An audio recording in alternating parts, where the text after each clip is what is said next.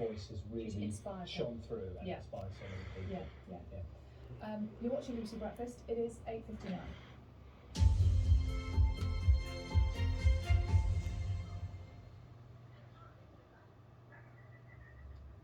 Now let's have a last look at the news headlines, shall we? The government is facing criticism for not promising more support to people struggling with the rising cost of living in yesterday's Queen's speech. Yeah, an estimated 1.5 million households will struggle to pay food and energy bills, and 250,000 people could fall into extreme poverty unless the government does more, according to the National Institute for Economic and Social Research. Well, our chief political correspondent, Adam Fleming, is with us now. So, Adam, we heard the speech yesterday, and of course this morning we've had the reaction. What's the run made of what happened yesterday and the appearance of certain politicians on TV and radio this morning?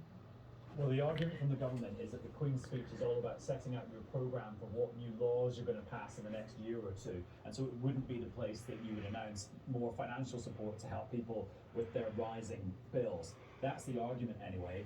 But the opposition parties are continuing to demand that it should be an emergency budget where the Chancellor announces more help